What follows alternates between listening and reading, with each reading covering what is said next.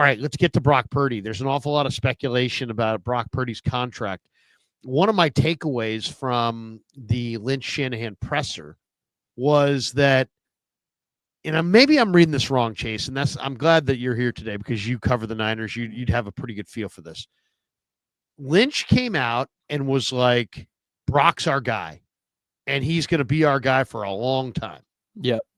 Shanahan came out and did something that I've never heard him do, which was he praised Brock profusely, and then he said, Brock's the only quarterback that I ever want to have here in San Francisco.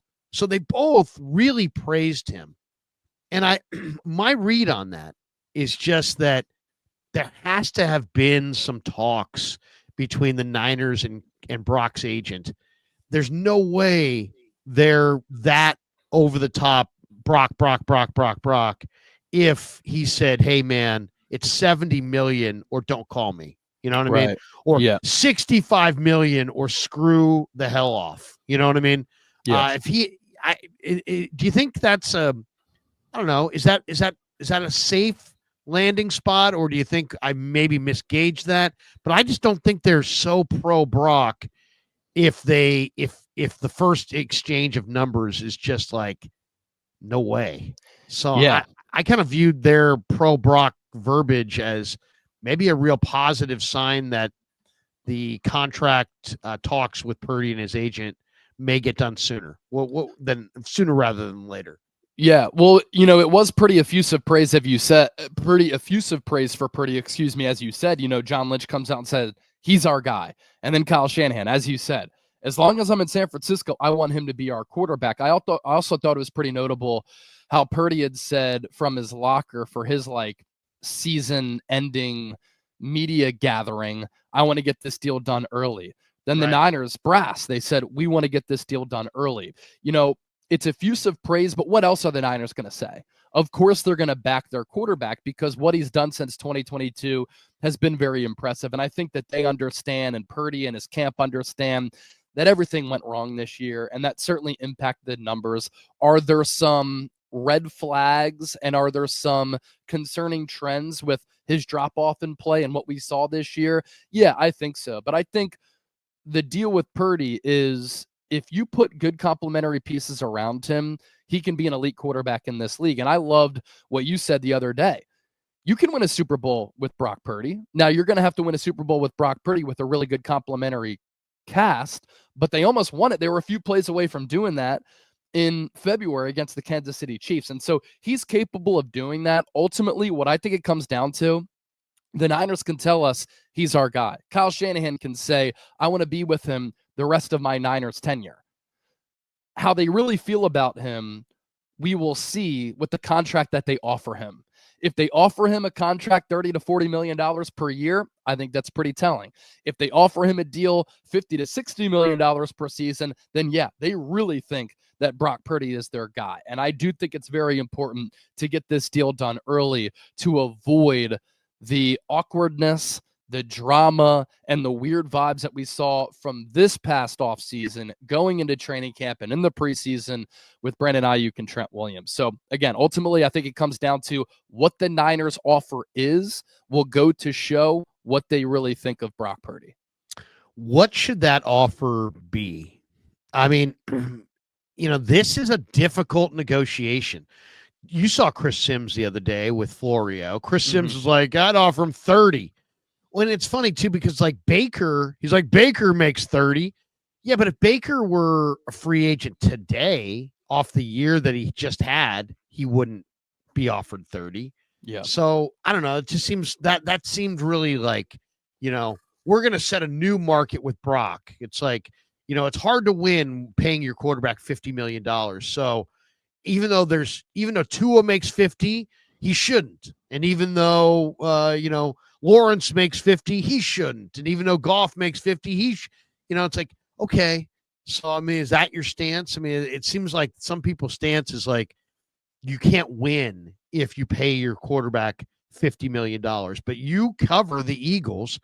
I think if there is any quarterback that I would feel comfortable saying Brock's that guy, I think he's the most like Jalen Hurts. And why do I say that? Just because I think Jalen Hurts is good enough to win a Super Bowl with, but I also don't think Jalen Hurts can win a Super Bowl by himself. Yeah. I think Brock Purdy's good enough to win a Super Bowl with, but I'm pretty convinced he can't win it by himself.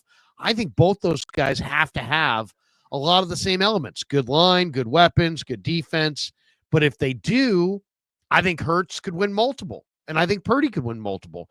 So I kind of see Purdy as Hurts, and the Eagles are paying Hurts $55 million or whatever, and they've got a pretty damn good roster. So Yeah.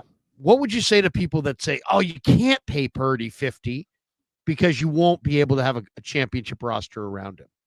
It's pretty incredible how toxic this conversation has gotten, because even if I were to come out, and I've said this, and say, I don't know if Brock Purdy is worth that 50 to $60 million per year number. And you can talk about the market being the market, but why should the Niners fall into the trap that the Jags did in paying Trevor Lawrence, the trap that the Dolphins fell into in paying Tua Tagovailoa? Because I think Brock Purdy is better than those quarterbacks, yet I think both of those teams regret paying those quarterbacks that much money.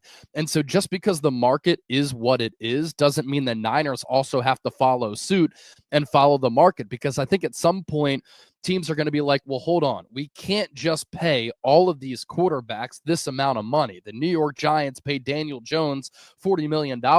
He's not even on the team any longer. He's with the Minnesota Vikings. And another thing that amazes me is how I'll say, I don't know if I want to pay Purdy to $50 to $60 million. Chase, you're a Purdy hater. I've been one of his biggest supporters since he was a rookie. You and I were two of the earliest people talking about the Niners who were saying, you can't cut Purdy. If you cut Purdy, he's going to latch on with another team, given what he did in the preseason. I like what he's bringing to the table. I like the game when he took over in 2022. Last year, when he was top 5 in MVP voting, I was calling him elite, one of the top quarterbacks in the game. I was pointing out his strengths. You as well, because you have a good evaluation eye. But if the Niners don't pay him 50 to 60, people don't realize it's not disrespectful to Purdy. That's not the angle that I'm coming from.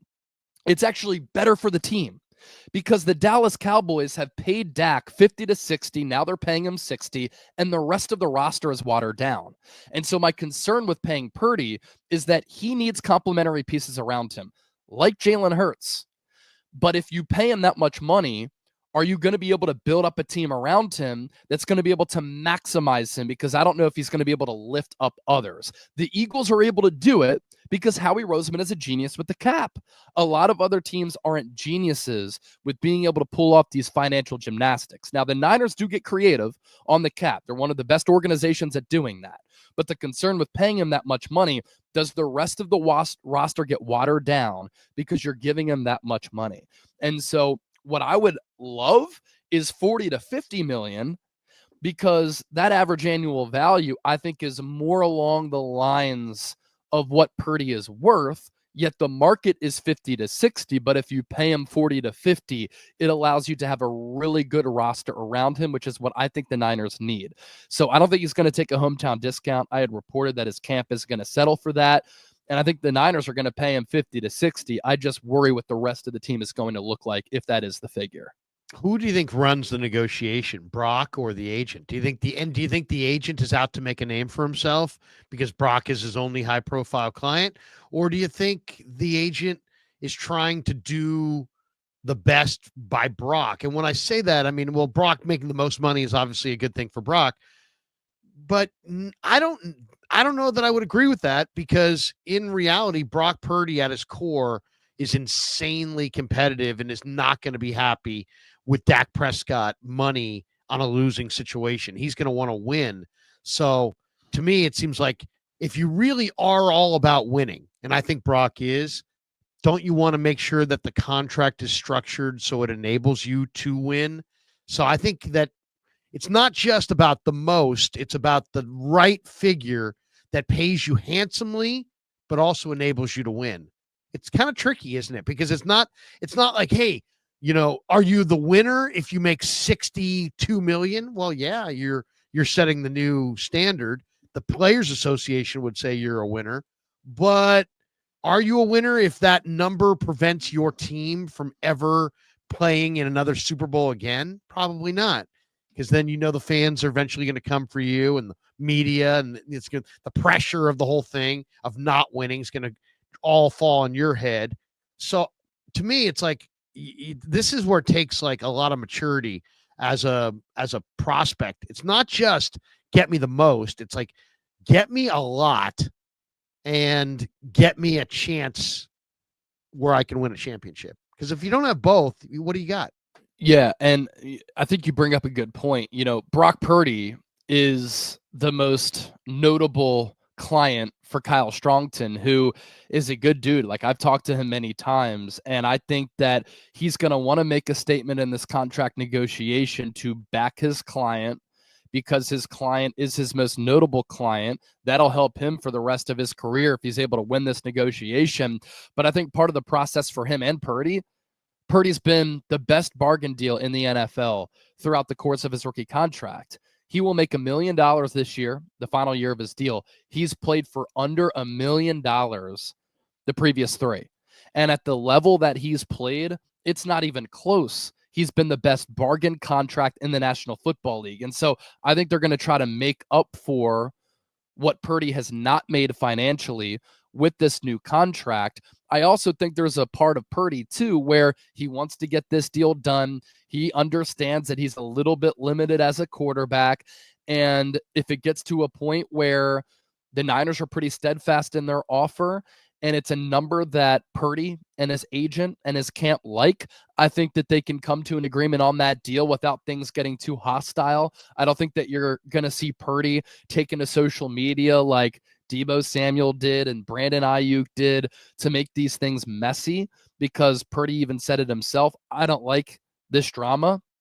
And so I think that's how you got to look at this contract negotiation between Purdy and San Francisco. And I think the Niners even know, look, he has severely outplayed what we have paid him, and we do kind of owe it to him for what he's done with our team to give him a contract that is close to or around market value.